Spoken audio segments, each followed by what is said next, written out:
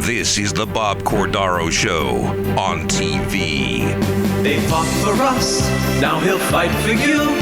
The pursuit of justice and liberty. It's the Bob Cordaro Show on TV. And now, Bob Cordaro. Great good morning, everyone. Happy Sunday. My name is Bob Cordaro, and this is the Bob Cordaro Show on TV. I'm a native of this region, born, raised, and returned twice. As many of you know, I do radio 5 days a week, 9 a.m. to noon on WILK. Appointment radio, we call it. And now we do this thing, the Bob Cordaro Show on TV, each and every week at 11:30 a.m. here on WNEP TV 16. This show is devoted to the greatness of our area, northeastern and central Pennsylvania. So we accentuate the positive, talking to people who make this area great. We don't tell that to each other often enough, and we need to. We also talk to people who have or want connections to this area. Is it cheerleading? Darn right, and we need more of it. Our Power Brunch Player of the Week is Alexander Monelli. Al has created an amazing account of the powerhouse Southern Columbia football program. This documentary will be premiering on WVIA this month, and it is not only a labor of love, but it helps us find out what makes this incredible team tick. Southern Columbia football and an incredible documentary of their greatness are on tap today. Here's the kickoff. So with the help of God, our families, and each other, let us begin. Hi, this is Nate Grace. I'm Congressman Dan Muser's district director, and I'm here to share the message about something we're very excited about. Southern Columbia High School football has a documentary coming out, and we are so excited and proud of that school. It's right in the heart of the 9th Congressional District. We have 12 counties, and Columbia County is glad to be one right in the middle. So just wanted to say we're proud of Southern Columbia High School football, all high school football teams around the district, and we're really excited to see what comes out. Southern Columbia, the state's longest losing streak. They had lost 26 games in a row at one point. If you looked in the crystal ball then and see where Jimmy Roth has that program now. 12 state championships. Wow, what a story that is. We're not talking about anybody matching what Southern Columbia does. Not in Pennsylvania, but not even in the country. Jim Roth, he is the winningest coach in Pennsylvania high school football. If Jim Roth coached 40 more years and lost every single game, went 0-10 for 40 years, he would still have a winning record. The Tigers of Southern Columbia. We're alive to witness something that's probably never going to happen again in high school sports in Pennsylvania. Not only are they winning, but they're mercy ruling. We went out believing that we could not be beat, and that we were going to mercy rule every team. I saw kids from area schools that would come to watch them play and line up to get autographs. They've won 5 in a row, twice now, and you don't want to be the team to lose that. Southern Columbia, 3 losses in the regular season, something very rare. You know, last time a team in this program lost even 2 games. But how are they going to respond to this adversity? This is a big game! You ever play? Let's go! Yeah! Win or lose, you're going to remember this game for a long time. This is getting ridiculous, folks. Everyone thinks that we're the underdog. They didn't see me on the field that game. This was a Southern Columbia team that looked dead with 3 losses. They've built a very good program in such a powerful football state. And the PIAA wants to make them AAA. Their argument is, we don't want to see this. People hate a Burke because we always won. You know, they always hate someone that always wins. Other programs get better. Get better. Take it out of these guys right now! Southern Columbia is shooting for a record 6th consecutive state championship. Well, how's it going to play out? What's the ending?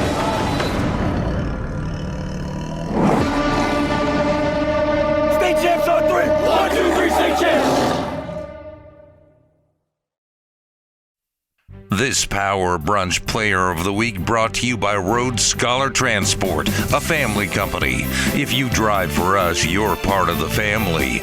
Join Road Scholar Transport for quality environment, quality equipment, and a quality career.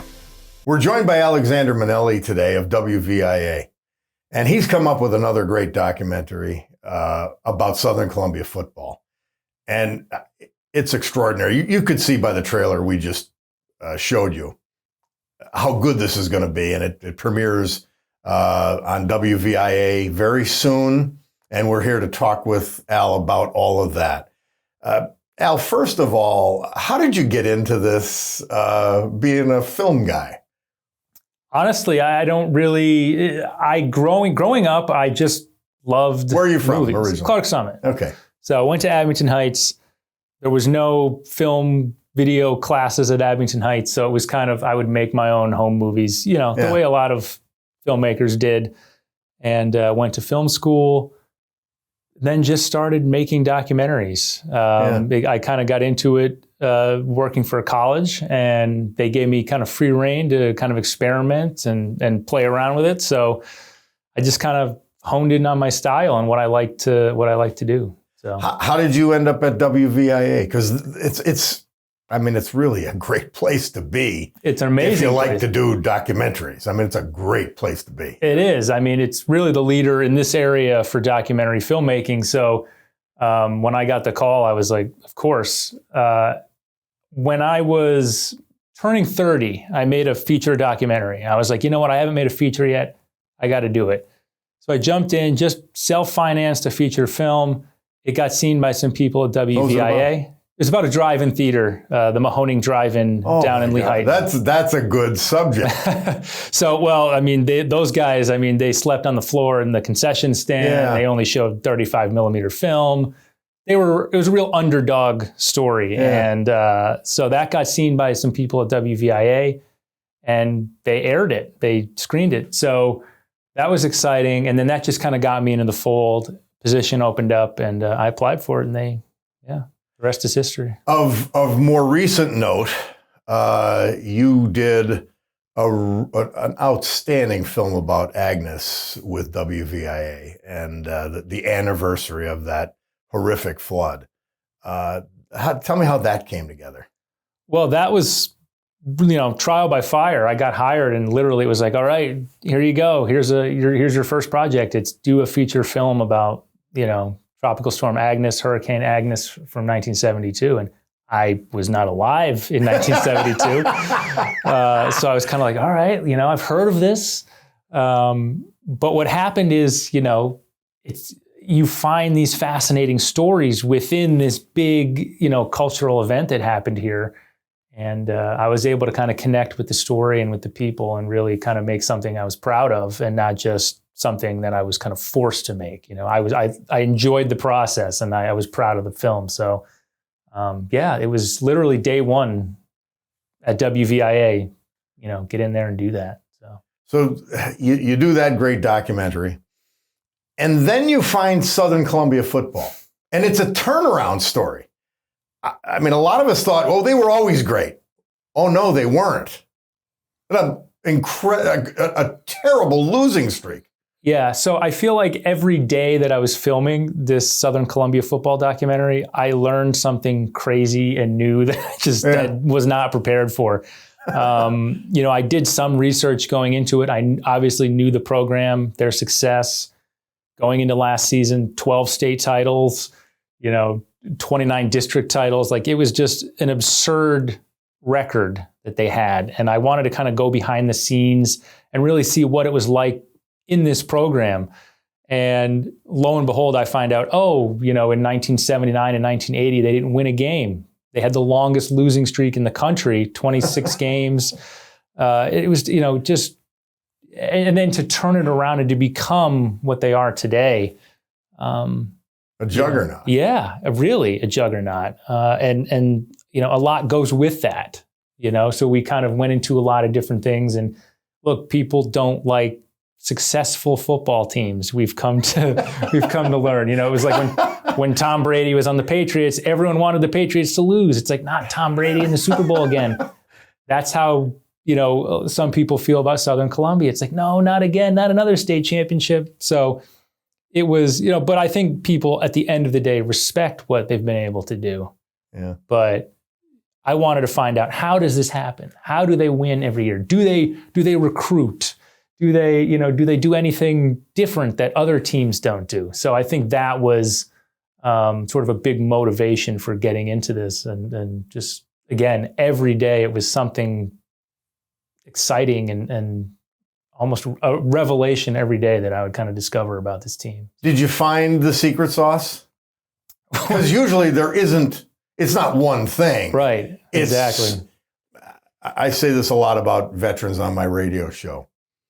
They do ordinary things over and over again so well that they become extraordinary. Mm-hmm. And I think that would probably be reflective of Southern Columbia or any great football program. Yeah, I really do think it's that discipline of being able to get up and do something over and over and over until it becomes almost muscle memory.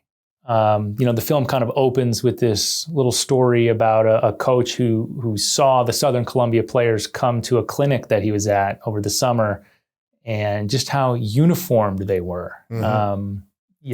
And a player jumping off sides, he immediately drops down and does 20 push-ups, and no one told him to do that. But it was just, that is the type of atmosphere that Coach Roth has sort of implemented there. So, excellence is hard to capture in any medium. Do you feel like you captured it in this film? Well, I do. And it's funny because this is a team, again, they win the state championship every year. That's why I wanted to cover them. That's why I wanted to go behind the scenes.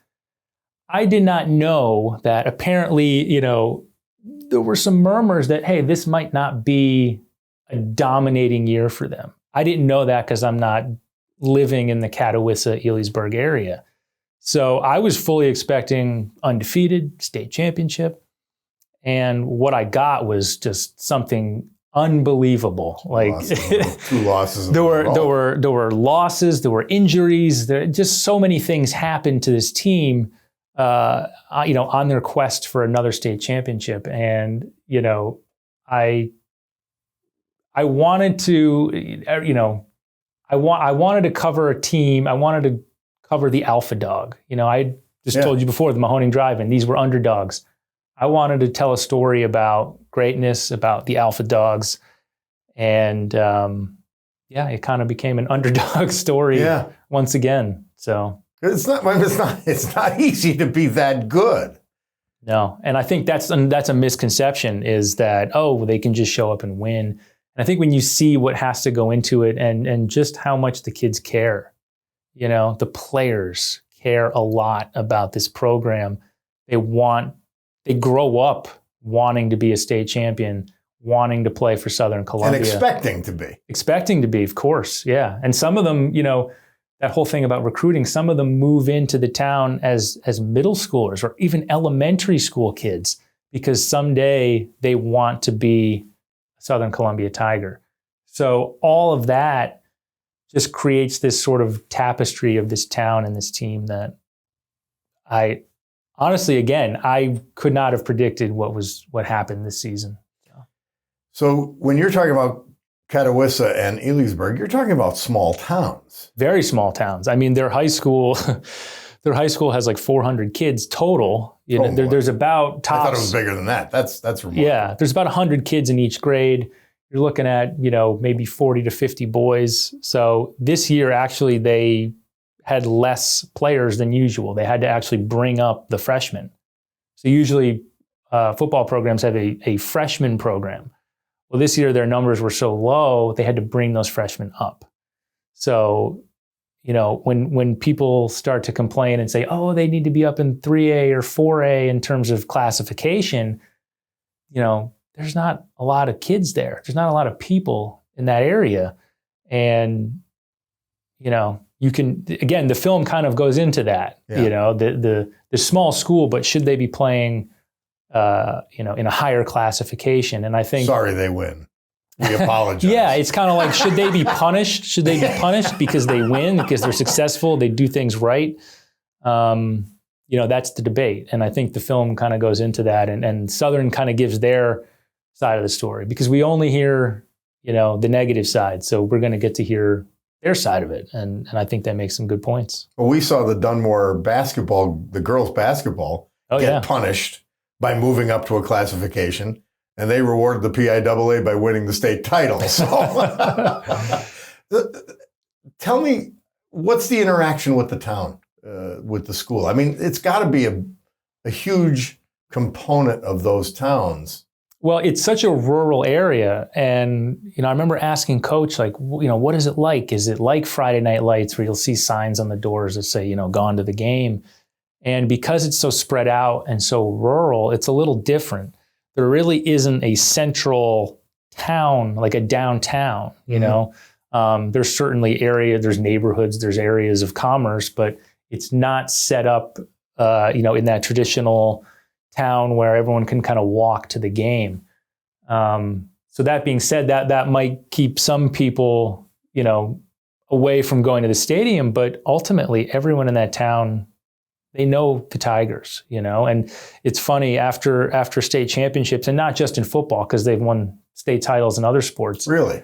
They have a parade route, and they drive through all the neighborhoods, and everyone comes out on the porch and waves to them, and it's cool, it's something neat to see and to be a part of. And I felt like I kind of felt like I was on the team because I was there so much, and to see all that. People don't appreciate how people who do documentaries have to really embed themselves with their subjects. Mm-hmm. Yeah, and sometimes, the number one rule is like, hey, don't become friends or don't get too close to your subject. But I always end up getting somewhat close, I mean, when you're dealing with kids who are 15, 16, 17, 18 years old, you can't help but root for them.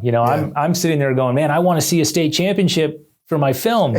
Midway through the season, when you get closer to them, and when I'm in the locker room after a loss and seeing how upset they are and how much they blame themselves and the pressure of this program, you can't help but want to support them and be a part of that and get close to them. And that's what happened. And I don't know when it was, but I started rooting for them and not for the film. So, Al, you're very proud of this work, aren't you? WVIA is very proud of it. I'm happy with it. I think it's exciting. I think the story is unusual and not something that people get to see every day, being in the locker room and on the sidelines with the high school football team, one that's successful and has the history of this team. So, I mean, I'm excited for people to see it finally. I've been thinking their struggle added to the flavor. Oh, yeah. For sure. I mean, again, this is a team. People were always in that area. Where were you in 2019 when we mercy ruled every team and went 16-0? I'm like, yeah, that would have been neat, but not as good as this. It wouldn't have been exactly. It would not have been as dramatic and interesting of a film as this. So the film premieres. Tell us about that, where we could see it on WVIA. We saw this great trailer, and I mean, I got tears in my eyes as an old, broken down jock. I can tell how great this film is.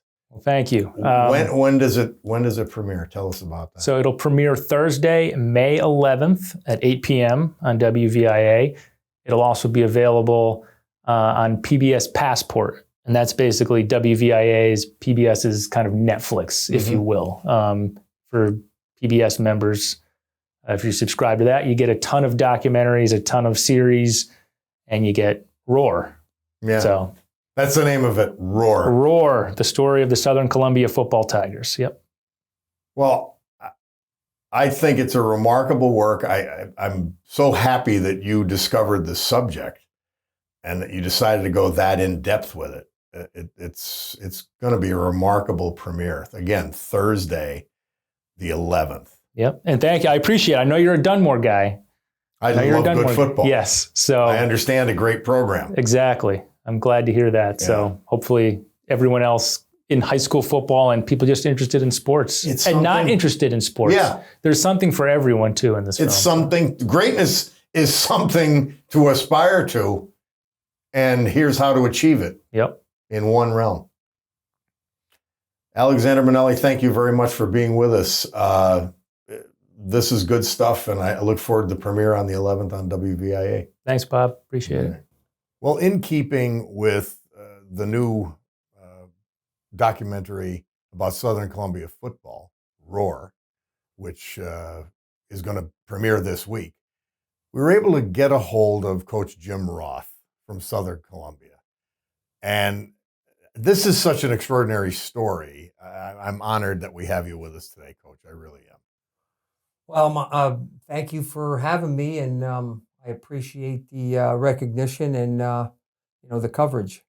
Well, Alexander Monelli was on last week or was on with us this week and discussing the entire process of the documentary and all that kind of thing. The documentary occurred during a tough football season for Southern Columbia. I mean, the reign of terror of the Lions was at risk. You're losing a couple of games. Yeah, it was a different season for sure, especially when compared against the last half dozen. But really, in the end, I know for the purpose of putting a documentary together and the aspect of drama and storyline, it actually ended up being probably a much better story than if they would have decided to do this, in the recent past. Yeah. So it was a year that probably was one of the more memorable in terms of just the way things played out, and probably one of the more satisfying championships that we've won over the years. Because as coaches, you always say, "Hey, we'd rather go 16-0 and win every game." But when you have some adversity, you lose some games, and you see your program, players, coaches, everyone respond and overcome adversity and finish the way we did, it's just it becomes a little more special than those years where things just are a lot easier. Yeah, and it's the Cinderella, making the Goliath a Cinderella story, as I mix metaphors, was absolutely perfect for the documentary. I mean, it's just absolutely perfect. Coach, so you become an assistant coach in 1980. Now, Southern Columbia is the losingest team in the country at this time. And you come to be an assistant, you become the head coach several years later. What is it about the program that you and the rest of the coaches instituted that made the difference? What is there a secret sauce? I mean, there's a lot of little things. It's hard to answer that question because we kind of developed the system and a process and a culture, all those buzz terms for, a successful athletic program. And it happened over a long period of time. But I can certainly say a lot of the stuff really centers around just basic concepts of doing things the right way, trying to instill a high level of character in the players and the way we function in the program.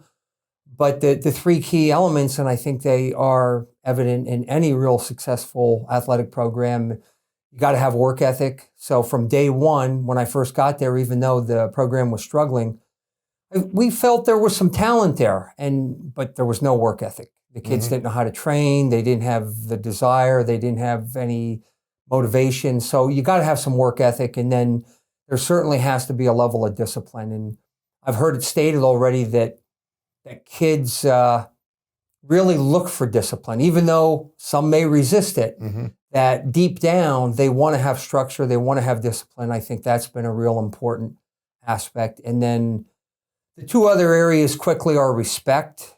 I think that us as a coaching staff over the years trying to treat the kids fairly and with respect has gone a long way. And of course, it works both ways between the players back to the coaches. And then the last thing is we don't get too complicated. We keep it simple. We get criticized sometimes for being old school and not, being up with the times enough in terms of X's and O's. But I think that has been to our benefit, and that served us well as far as our kids being comfortable and being able to play fast at a high level because they're not being they're not overanalyzing and being slowed down by having to think too much. So we try to keep things pretty simple when it comes to the actual strategy of the game on both sides of the ball. Well, and football's different than almost anything because you have to train and teach things that aren't the game. This drill is not a game. It's not like basketball. You pick up the basketball and you start playing basketball. You've got to do things that would be seemingly unrelated, particularly to kids who weren't used to a program that focused on fundamentals. That had to be tough. I mean, because they've got to do a buy-in for your new system before they know why it works. Yeah, and the question always becomes when you're turning a program around. Fortunately for us, it was a long time ago, but what do you have to do here? Do you have to, like have some success and win some games, and then you get the attitude, changed, and the players become motivated, or you got to get that attitude fixed or changed before you can have any success on the field? And I think it's just you're kind of working in all areas, and I think you have to have a little bit of both, and that's really how it happened for us. I mean, we started to get some work ethic in our players. We started to get more dedication from our players, and we worked on the mental aspect of it. And so I think we improved in both areas a little bit. And again, once they start to have some success, and like you said, you're teaching them things at times, and you're working on things that aren't. They may not look at specifically related to snapping the ball and running a play in football.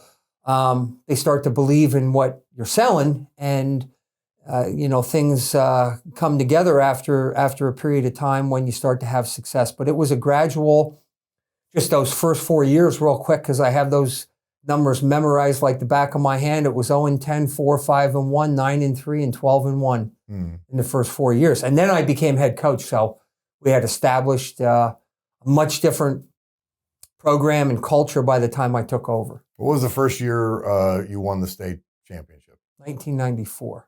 When they instituted that? Well, they started the state championship. It was either 88 or 89, right around there. And then 94 was our first title. And our goal was always, we won a couple Eastern Conference titles, which back before the state championship, that was as far as you could go. That was the biggest deal. But it was a big deal. I lament the fact that they broke that up. Yeah. So, and then once they started the state championships, that became our immediate goal. And we lost in the playoffs for a couple years, and then we won it in 94. And then we had a number of second place finishes, runner-ups that occurred before we won again in 2002. And we're at 12 now? 13. 13, the state championships. Now, and the thing that people don't appreciate is how small of a school and how small the population is that you draw from. Al was telling us that it's like 100 kids in a class. Yeah, we're actually under 100 kids in all of our classes now for the most part. I just looked at the numbers again the other day. I saw a document for the next cycle in the PHAC conference that we belong to. There's 19 schools. We're the smallest school. We have 100 for the next 2-year cycle. Right now, our numbers are 154 boys for the top 3 grades. And the next smallest school is up around 190. And then from there, it goes to over 200 and above. So we are the smallest school in the conference currently. And we'll play in Division II, which there's 3 different divisions. Division II or 1 is really, it's not really much of a difference. There are years where Division II is a stronger division than 1, but 3 is generally a bit weaker overall as far as the competition. So yeah, it's been a struggle at times as far as numbers, although we were a little bit bigger at one time, and we were consistently getting over 50 players in 10 through 12 in 3 grades, which is a tremendous number for a Class A school. Yeah. And the numbers have gone down a little bit, and that's including the freshmen now, because there's really no freshman football anymore, at least not in our area. So all the freshmen are up on the varsity. Road Scholar Truck Transport bringing you this Power Brunch Player of the Week, and we thank them for participating in this program. Coach, thank you very much.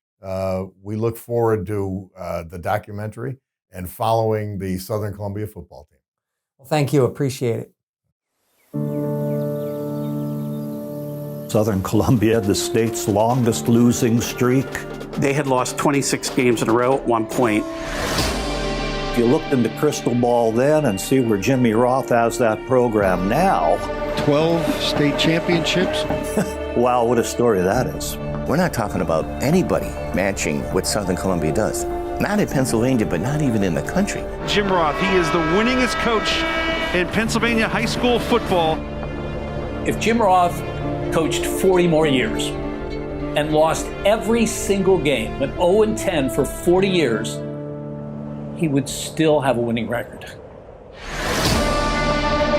Tigers of Southern Columbia. We're alive to witness something that's probably never going to happen again in high school sports in Pennsylvania. Not only are they winning, but they're mercy ruling. We went out believing that we could not be beat and that we were going to mercy rule every team. I saw kids from area schools that would come to watch them play and line up to get autographs. They've won 5 in a row, twice now, and you don't want to be the team to lose that. Southern Columbia, 3 losses in the regular season, something very rare. You know, last time a team in this program lost even 2 games. But how are they going to respond to this adversity? This is a big game. You have a play. Let's go. Win or lose, you're going to remember this game for a long time. This is getting ridiculous, folks. Everyone thinks that we're the underdog. They didn't see me on the field that game. This was a Southern Columbia team that looked dead with 3 losses. They've built a very good program in such a powerful football state. And the PIAA wants to make them AAA. Their argument is, we don't want to see this. People hate Burke because we always won. You know, they always hate someone that always wins. Other programs get better. Get better. Take it out of these guys right now. Southern Columbia is shooting for a record 6th consecutive state championship. Well, how's it going to play out? What's the ending?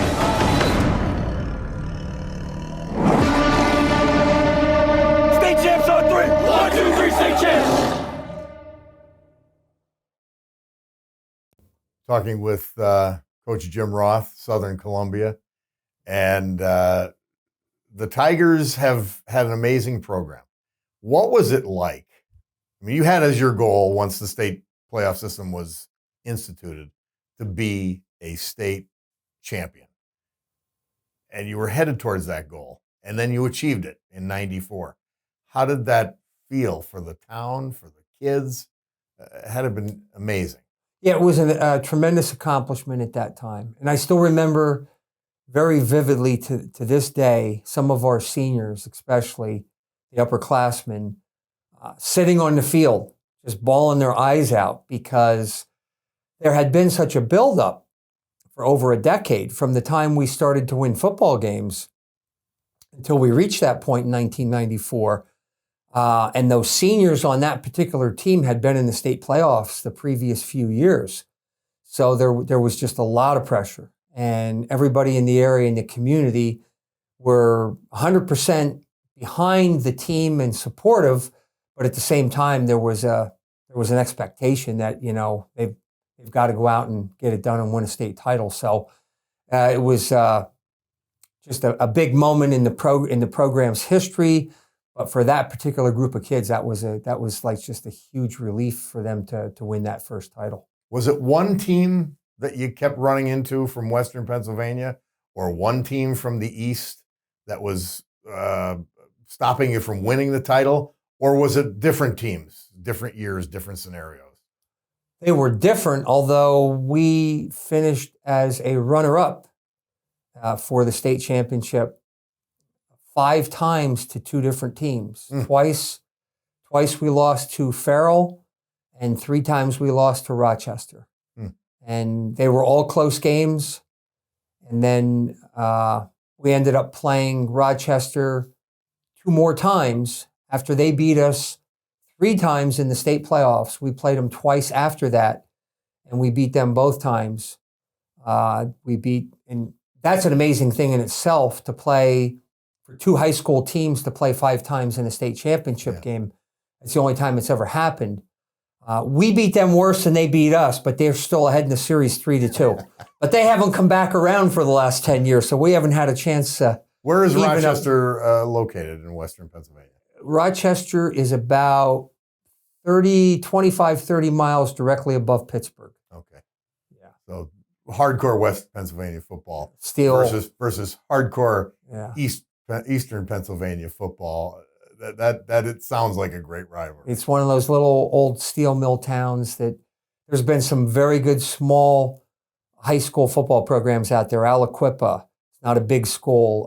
Rochester back then was very good. Claret had a huge run for years. Not a big school. Tough communities, hard-nosed people, and the kids. The coaches got in these programs and got kids involved and developed them. And so there's a number of now there's a lot of other good programs out in Western PA, but I'm just talking about the smaller schools that have been able to, put together strong programs, because I can identify with them more when I hear all this talk about, some of the programs like a St. Joe's Prep. I'm thinking, well, you should be able to win a lot of football games if you have 10 Division I players on your team.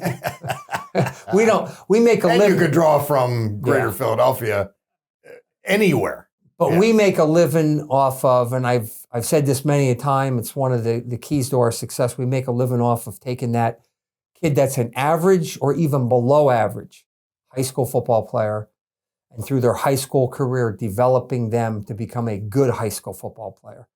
And to me, that's more important than the good players that you get that are naturally gifted, because they're going to be good regardless.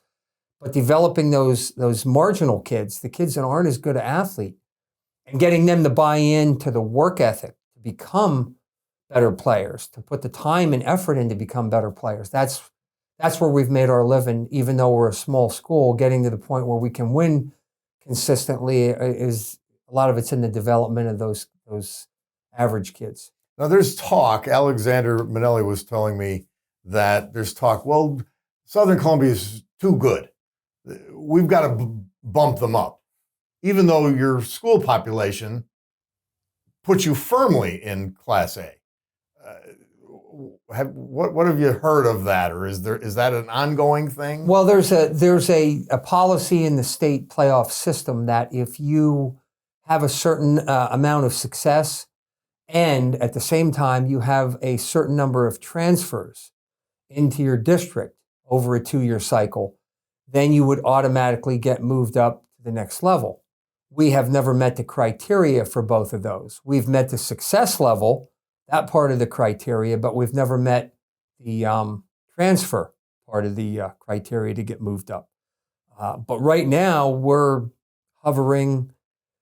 double A, and we're hovering between maybe 10 to 15 boys over the single A cutoff.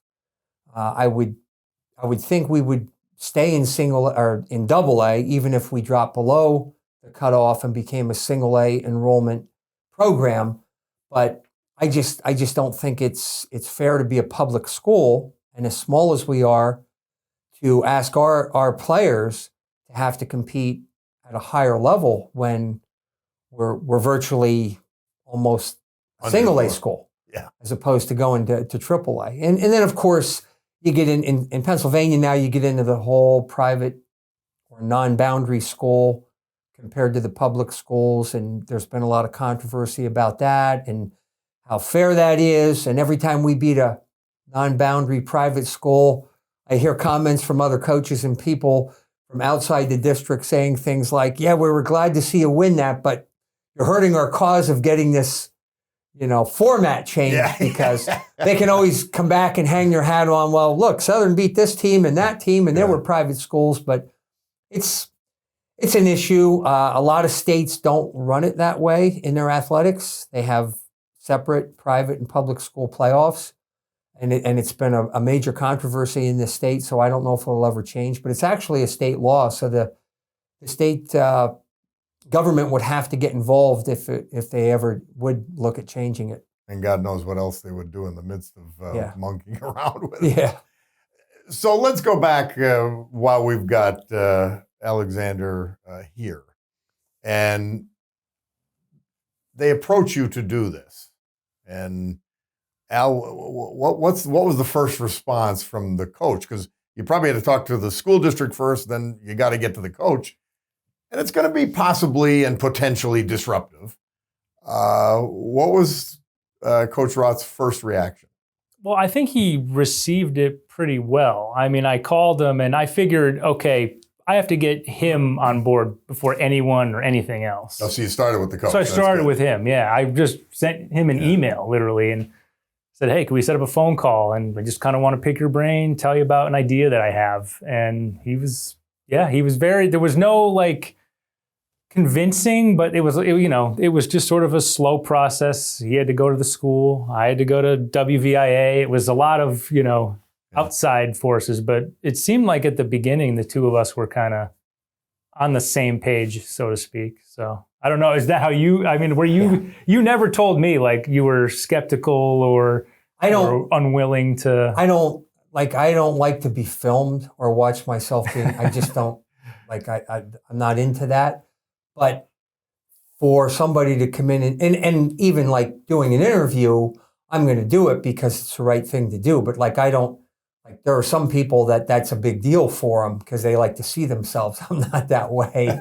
I'm a little more behind the scenes. But the point being that I knew that he would be around a lot because once he explained it to me, like I know when they've done these things at the higher levels, they have the, what's the show called in the NFL? Hard Knocks. Yeah, Hard Knocks and things like that. I know they're around all the time, but we don't, we absolutely have nothing to hide in our program. We don't use bad language. We're not abusive to players. We don't let them act inappropriately. So it wasn't like, oh my goodness, we can't have a camera around here. We're gonna have to watch what we're doing, or they're gonna have to edit 100 hours out of this film or whatever. So it was a no-brainer. It's like it's going to be a huge, thing for the program, and especially the kids that are currently in the program. But just looking at what's involved in this film, it also recognizes a lot of the former players and the history of the program. So it's something that I know there are hundreds of people that are affiliated with the program and former players that are going to take pride in it. Yeah, no doubt about it. Yeah, and there was never a time, I think I said this to you before, there was never a time when it was like, hey, you can't come in here. I mean, literally after that Loyal Sock game, all the coaches were sitting in this room kind of doing a post-mortem on what had happened. And here I am just standing there with a camera, and it was, they had at it. They did not care that I was there. Maybe they did, but they didn't act like it. So, and as this process continued, I guess everybody got comfortable with the cameras being around, and they got, even if they had manipulated some things, they got back to being themselves after a while. Yeah, I think the players acclimated to it pretty quick. And then there were some kids that there's one of our younger players who was only a freshman that I didn't realize this, but again, as you got, the neat thing for me, one of the neat things is going to be to watch this film because I'm going to see a lot of stuff that I'm not even aware of because you're out there coaching and he's filming things at times that I'm going to see on this film that I'm going to have no idea even happened. But we had this one younger player that I know Al told me was coming up to him and bugging him all the time about being in the movie and being on film. He made it in, but he just kept, I would show up and he would make fun of me, he'd poke fun, he constantly was just egging me on with everything. So I ended up putting him in the film, but yeah, I mean, that was it, but that was good because I feel like I had to make a connection with the players. They had to trust me. And I think when I kept showing up, even when, like I said, there were some losses this year and I still kept coming. It wasn't like, oh, well, I'm going to abandon this now. I'm going to turn my back on this team. I was still there. And then in the playoffs, I was there every week. So I think just forming that bond was you related was to me that you actually almost felt like you were part of the program It was strange. Like I did. And people would come up to me, fans, people at games. I had no idea who they were and would start talking to me as if we had known each other for 20 years. Yeah. Because they saw my jacket and they knew, oh, he's making the documentary. So I just really kind of felt embedded into the program, and everyone was super So cool. the premiere is Thursday, May 11th. Yep. The coach will be at it. You've other special audience members, a bunch of the players, I'm assuming too. Yep. Mm-hmm. I think that's going to be a great evening for you, Coach? Yeah, it's. I think it's going to be a tremendous, like I said, it's a tremendous honor to have it done, and it's going to be a tremendous thing for everybody involved with the program, current and past, that they'll take a lot of pride in because, these guys that played 10, 20, 30 years ago know they were part of the whole thing. And it's pretty neat now because within the last couple of years, we've had a book written about the program and now this documentary. So, and the book is great. I used it a lot for reference on certain things. Yeah. It's a really cool, it goes through season by season. It shows you scores and stats and a little blurb about kind of each year. So it's called Roaring Tigers. I recommend it. Yeah. I was reflecting on it, and how would inserting the cameras change things? But I will bet that your kids and your coaches and the program writ large, you sort of feel like, well, we deserve this.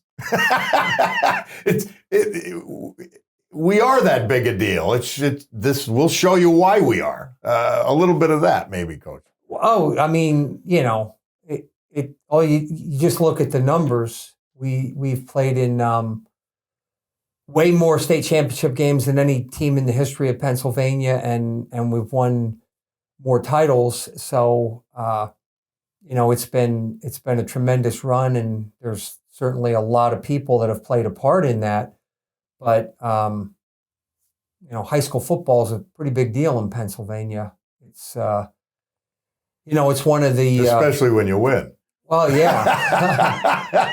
But, we've received a lot of recognition, and this is just one other aspect of it. And I certainly don't look at it for my own benefit, but it's a lot of hard work from a lot of people. And I just think, the players and coaches and everybody involved with the program that's helped, put this thing together and have this amount of success, they deserve the recognition.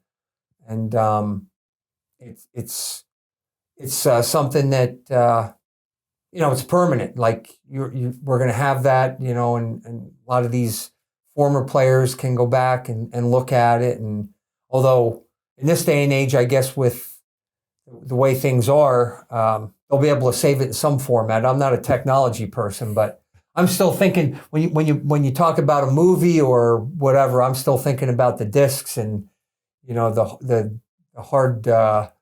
hardware of being able to get them to people or whatever. But I'm sure there's different ways they'll be able to save this and have it forever.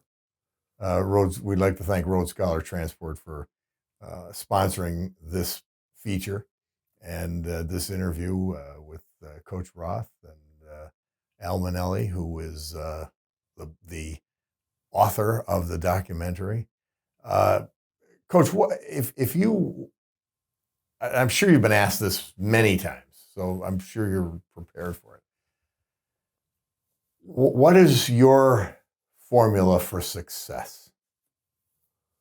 We try to do things the right way. That's my first thought when I get asked that. It's like a lot of the stuff that we do, I think, is just common sense. And when I was going through college, when I graduated from high school and was thinking about the future, at some point I just decided that I would really like to coach, that I think I would enjoy coaching. And so I went into a health and phys ed program at Lock Haven University. So number one, it was getting involved in education, and number two, health and phys ed directly connected with physical activity and athletics. And that was the best move as far as wanting to coach, especially at the high school level. It was a great way to get trained in that regard. And just going through the process of college and looking at programs and examining how things were done when I played, I just kind of developed a philosophy or a mindset of how I wanted to do things. And as anybody would tell you, in any program that has success, there's got to be a strong work ethic from the players and the coaches. And it's got to be both ways, because coaches can't tell players, you need to do this, you need to do that, you need to work hard, and them, kind of back off and not show the same kind of initiative. So the work ethic, and then there's, especially in a sport like football with so many moving parts, discipline is so important. Overall team discipline, self-discipline. When you have 11 guys that've got to move and be in unison on every play, and 2 different groups, offense and defense, and special teams, discipline is a huge, huge element in all sports, but particularly in football. The other aspect of, I think, our success is trying to treat players and make sure players treat coaches with respect, trying to be fair. I mean, you try to do the right thing with the players. It's hard to do everything 100% the same way all the time, but you try to be fair and do things that are going to show respect to the players. And when you do that, I think it only naturally, the response is that the players are going to respect the coaches. And then finally, we've always tried to be pretty basic with our system in terms of our strategy on both sides of the ball, in terms of X's and O's. We don't get too complicated. We've still not bought into the spread offense that is so prevalent in this day and age at all levels. We throw the ball a little bit if we have the makeup for it and we have the talent, but we're still more of a basic run-oriented team, and we just don't get real fancy on either side of the ball. And I think that helps our players become more comfortable with what they're doing, and it helps them play at a higher level. So they're the main areas that I always point to in terms of what I feel are some of the key elements that have helped us develop that consistency, because I really think that's the thing that we're the proudest of. Even when we were we were going through that period where we were winning a lot of football games and going deep into the state playoffs, but finishing as a runner-up in the state championship game. The fact was that we were knocking on the door every year. Yeah. Like, we were having a lot of success, winning a lot of games, and so that's what we were proud of. And one day I just took a step back and thought to myself, this is frustrating. We've finished runner-up here a number of times, and the only way to get rid of that taste is to win a bunch of these things. And that was the goal. And it was just kind of a little bit of a reset. And it really came down to training. We just got to the point where we realized to get over the hump and start winning a lot of these games that, again, we were losing by close scores. We certainly weren't losing by wide margins in these championship games. And we just, just changed things a little bit and tried to do more as far as training and develop our players a little bit better as far as getting bigger, faster, and stronger. And then all of a sudden, those runner-ups started to become championships. And fortunately, we've been able to accumulate enough now that the losses just don't, the runner-ups don't seem as, they don't seem as tough anymore. They don't seem as devastating as they did at one time. So the harder you work, the luckier you got. Absolutely. Yeah. Well, I would add too, from the documentary, one thing that was kind of surprising to me was they don't have these sort of like long draconian practices. It's not like a 3-hour, 4-hour practice where they're getting screamed at and, doing drills and running and doing all this stuff the whole time. Even in the summer during doubles, shorter practices because he's pacing them. I mean, to me, that's just fascinating that this team is preparing for December. So he doesn't want to burn them out in August or September. He's pacing them. And I feel like that's something also that kind of helps. From your standpoint, looking at it from the outside, but being so much on the inside, what's the secret sauce at the Southern Columbia? Well, the documentary goes into several things, but I think one thing that I just couldn't fit into the documentary that I think would be beneficial to the program is a lot of their games they win by mercy rule. They don't just beat teams; they beat teams, and that gives younger kids a chance to play for a whole half. So if you're playing 16 games a year and a majority of them are, a mercy rule or you're winning by big margins, these kids are getting, another half season on top of JV. So when it's their turn to be starting quarterback, starting running back, linebacker, they have experience playing in big games, not just scrimmages, but state playoff games. So that's a big thing that pretty much everyone said to me in interviews, but that's a deleted scene, I guess we'll call it. So, Coach, you've now coached at least 2 generations, maybe 3. Okay, in your 43 years at this program, 42 years, I guess. Do you see the difference? Everybody says, well, kids are different today. I don't think they're any different. I just think they have different things pulling at them and different things they can do. But what do you see as a football coach, as somebody who's got to attract people and keep them interested and focused? Are the kids different now? Well, the kids are different in terms of their general lifestyles because society's so much different.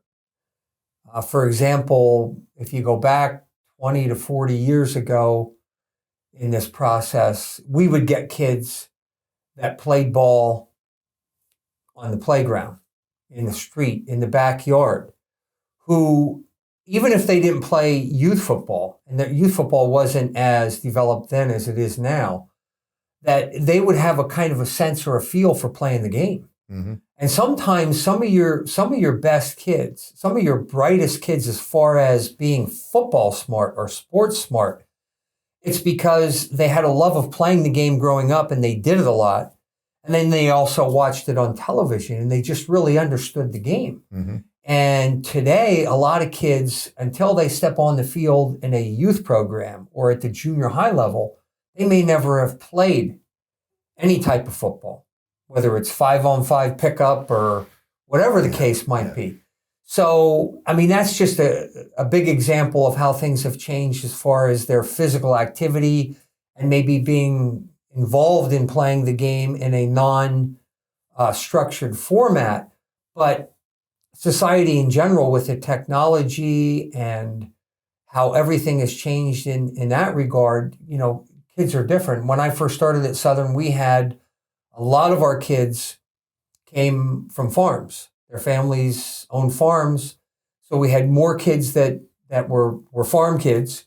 And then the kids that didn't come from farms, a lot of the other players worked on farms. So even though they didn't live on one, a lot of them ended up working on farms in the summertime. So they had that natural, instilled work ethic in them because that's how they were raised. It was part of them. So getting back to how, you look at the difference now, well, I think the kids today are just, in most cases, are as willing to work, but it's almost like you have to train them a little bit more. Yeah. And teach them about the importance of speed work and the strength training and improving your technique and your skill level, because, they just don't, it's not a part of the culture as much as it was at one time, the overall work ethic.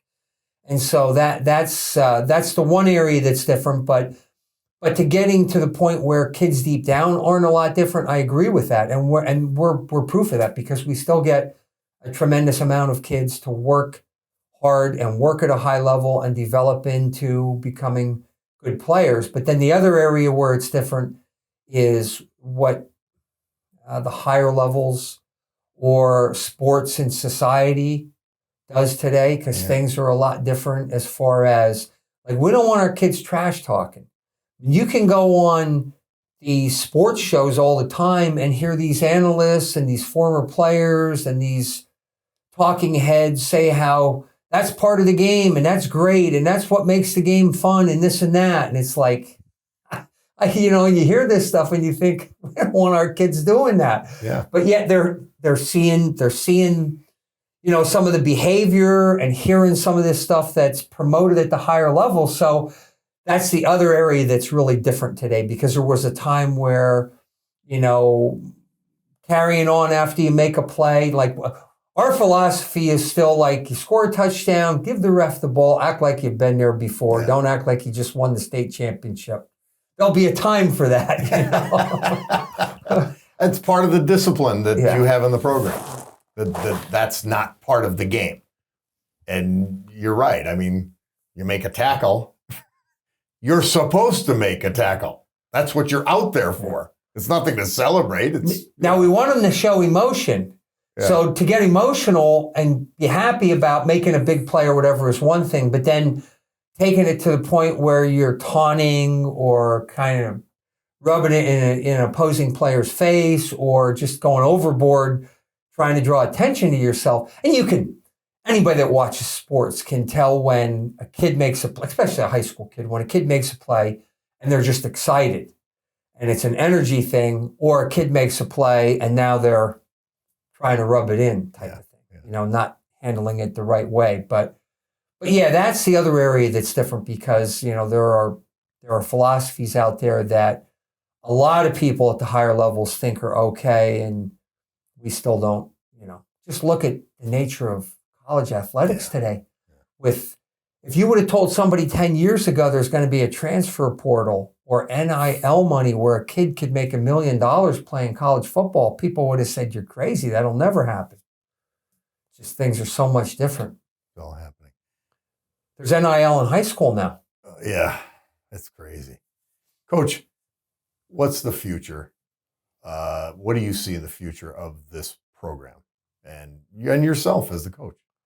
Well, I look at it as 1 year at a time, because I'm retired from teaching in 2015, and then I stayed on as the athletic director up until 2 years ago. So now I enjoy things a lot more because I'm just coaching, running around watching my grandkids do stuff, and so I still work at it, but it's more of fun and more of a hobby now, because you don't have to worry about all these other tasks or duties that I had back when I was teaching full time, or even as an athletic director, because that's a huge job, as most people know in this day and age. So, health wise and so forth, I think the right approach at my age, and as long as I've been doing it, is just take it 1 year at a time. I think the program is in real good shape. When I look at all the people that we have involved, from the varsity level through junior high and all the way down into the youth program, there's a lot of former players. There's a lot of good people working with kids all the way up through. So where it goes after I'm gone, I'm not sure as far as the leadership. But the one good thing is I think everybody has kind of bought into the way we do things and our philosophy. So I'm hoping that someday it'll be the same as it is in a lot of real successful programs, that whoever does take over has kind of learned how we do things and realizes that this is the way to do it, and will continue to have success. And they just, follow, the lead that we have set forth over all these years, and things continue to be successful. Alexander Monelli, you've had a chance to get under the hood with this program. What's the takeaway that you want people to have when they see this documentary? Well, I don't want to spoil too many things, but I think I just want people to see that, number one, there's no, as Jim mentioned before, and as you mentioned before, they should go up to 3A, or this and that. There's nothing nefarious going on. The Jim has a line in the documentary where it's like, we don't have any advantages over any other team. Like they don't start the game with more chips than the other players. They're just like everybody else, and you can build your program to be like theirs. And maybe some people will see this, and some coaches, and take some things that they do, because honestly, again, I wanted to make this because I wanted to see, okay, I'm really attracted to these, Michael Jordan, Tom Brady, these programs, these people that win and are very successful in sports. How do they get that way? And it's usually very boring, the answer. It's usually just, either doing the same thing over and over again for hours and hours and hours. It's small tweaks over time. And then all of a sudden it's just, you're in that kind of cruise control position in a way. So I hope people just come away thinking that, this is a great program. And there's nothing secret about it. There's nothing secret about it. But also, there are people in the state who have lost to them who might go, oh, I hate Southern Columbia. I'm hoping that, hey, maybe you'll still hate Southern Columbia for beating you 10 years ago in a playoff game, but at least maybe you'll respect them more when you see kind of what goes on behind the scenes, the pressure that the kids are under to kind of live up to the past. Yeah. All the players I spoke to had such reverence for the teams that came before them and wanting to add their, 2022 on that list. So, and I think that's powerful to see that in young kids. So, history, tradition, right, Coach? Yeah, and it's like Al said, and when I start out by saying we just try to do things the right way, it's there are no big secrets, and I think a lot of times people that are in charge, people that are leading programs are trying to do too much and be too fancy and not worrying too much about the X's and O's part of it, instead of building athletes, emphasizing physical training, building athletes, and building character in your student athletes, in high school kids. And I think that those are the keys where it doesn't matter what system you run, if you coach it up right and you spend time on it, they can all work, but it's, as they say, it's not the X's and O's, it's the Jimmies and Joes. That's a college coach saying. So, we try to develop the player, and then, the system takes care of itself at that point if you have good kids out there on the field. But the other thing too is, and I always forget that part of it, but that has been key for us, is the fact that we've played long seasons, so our young kids get a lot of playing time, and we're all about trying to get our young kids as much playing time as we can. Because let's face it, almost any other sport you compare it to, whether it's soccer, basketball, baseball, you can wrestling, you can play those sports just as they're played in season. You can play them out of season. You can't do that with football. The only time you really can play football is in season. Strength training, 7-on-7s, skills camps, they're not playing the game. Mm-hmm. So there's no substitute for kids putting the pads on where they got to lay it on the line and go out there and bang heads with an opponent. And so that's just, there's no substitute for that experience. And the fact that our young kids get that extra playing time, that definitely pays dividends, year in and year out. Well, Coach, thank you very much. Enjoyed being with you and learning more about Southern Columbia's football program and you. And Alexander Monelli, thank you too. I'm just happy you're bringing this program to all of us. Thank you, gentlemen. You're welcome. Well, that's all for this week. The Bob Cordaro Show on TV, we'll call it a day. But we'll be back next week, 11:30 a.m. on WNEP TV 16 for another edition of the Bob Cordaro Show on TV. Thanks for being part of the program. You've got an appointment every Sunday morning at 11:30 right here on WNEP TV, the Bob Cordaro Show on TV.